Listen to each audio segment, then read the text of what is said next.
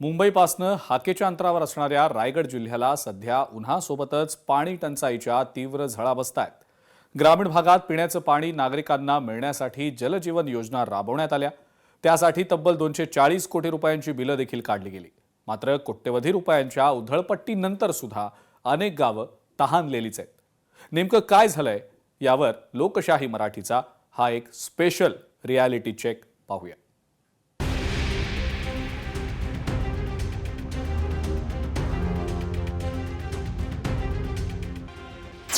रायगडमध्ये जलजीवन योजनेचा बोजवारा।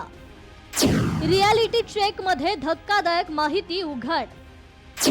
240 कोटींच्या उधळपट्टीनंतरही योजना रखडलेल्याच।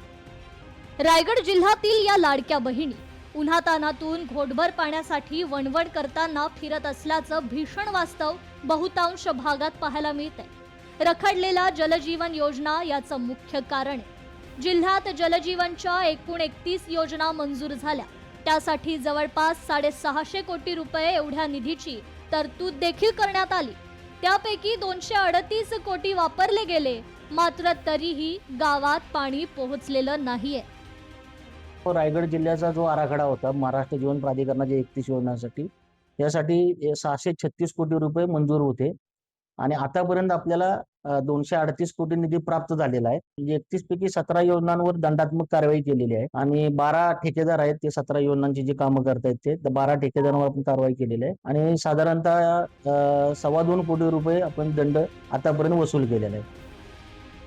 जिल्ह्यातील जलजीवन योजनांची परिस्थिती भीषण असल्याचं वास्तव राज्यकर्तेही मान्य करतात।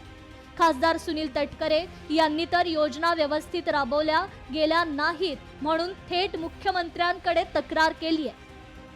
मधल्या कालावधीमध्ये CR पाटील या खात्याचे जे केंद्राचे मंत्री आहेत त्यांनाही मी भेटलो, त्यांनाही सांगितलं की निधीची उपलब्धता ताबडतोब करा, पण कामं ज्या पद्धतीने निकृष्ट दर्जाची झालेली आहेत त्याची सुद्धा सखोलपणाने चौकशी करून कशा पैचं निकृष्टपणाने काम करणारे ठेकेदार असतील, त्याला जबाबदार असलेले अभियंते असतील, यांच्यावरती सुद्धा कारवाई करावी असं एक पत्र मी राज्य सरकारला देणार। जलजीवनच्या एका योजनेवर किमान 30 ते 40 गावं आणि वाडी वस्ती अवलंबून आहेत। अशा एकूण 31 योजना मंजूर झाल्या।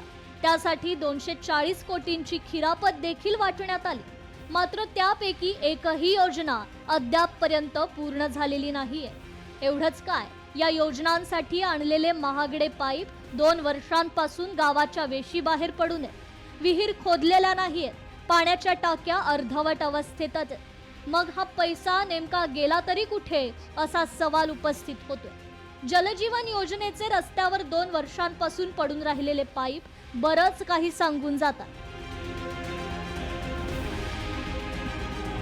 जलजीवन योजनेचे 240 कोटी जे रायगडमध्ये खर्च झालेत ते नेमके गेले तरी कुठं, या योजनेचं पाणी नक्की मुरतंय तरी कुठे, याचं उत्तर राज्य सरकार देईल का, हाच खरा प्रश्न निर्माण होतोय।